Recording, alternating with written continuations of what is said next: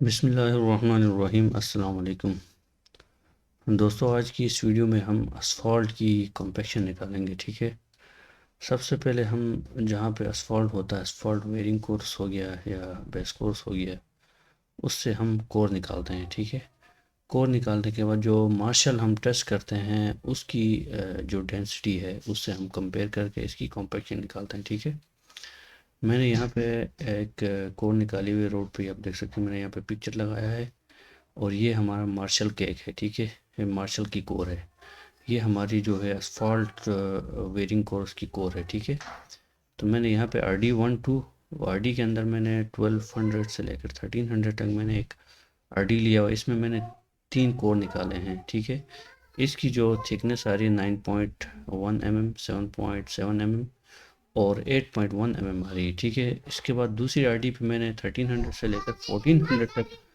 मैंने जो RD लिया है और इसकी जो थिकनेस है वो 7.4 mm, 7.6 mm और 8.4 mm की थिकनेस आ रही। ठीक है, मैंने इन तीनों को एवरेज लिया तो हमारे पास 8.3 mm इसकी आई एवरेज और 7.8 mm इन तीन कोर की एवरेज आई है। ठीक है, तो हमें कोर्स से तो एक हमें पता चलता है कि उसकी थिकनेस पूरी है कि नहीं है, ये हमें पता चलता है।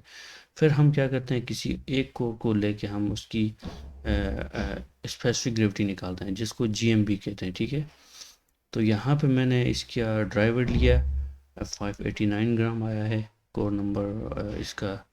ये फर्स्ट RD के लिए मैंने कोर लिया, उसका ड्राइवर ये आया। उसके बाद फिर वेट इन वाटर किया, 342 ग्राम आया। फिर मैंने SSD वेट लिया, 593 ग्राम आया। ठीक है, फिर बल्क वॉल्यूम मैंने निकालना है, 593 माइनस वेट इन वाटर करेंगे 342, तो हमारे पास बल्क वॉल्यूम आ जाएगा 251 आएगा। ठीक है, उसके बाद मैंने बल्क डेंसिटी निकालना है। बल्क डेंसिटी निकालने के लिए dry weight divided by volume 251 करेंगे तो हमारे पास बल्क डेंसिटी आएगी 2.347, यानी मैं इस कोर की, हमारे पास जो कोर हमने निकाला है इसकी डेंसिटी आई। ठीक है, फिर हमने मार्शल जो डेंसिटी है वो हमें मालूम होती है, जो हमने इससे पहले की वीडियो में मैंने आपको समझाया है कि मार्शल केक से हम उसकी GMB जो निकालते हैं वो लैब डेंसिटी के बराबर होती है। ठीक है, तो हम क्या करते हैं, ये दो डेंसिटी को कंपेयर करते हैं, 2.347 डिवाइड बाई 2.386 करते हैं और मल्टीप्लाई बाई 100 करते हैं तो हमारे पास कॉम्पैक्शन आ जाता है। ठीक है, मिनिमम जो कॉम्पैक्शन है वो हमें रिक्वायर्ड होती है 97% आई है,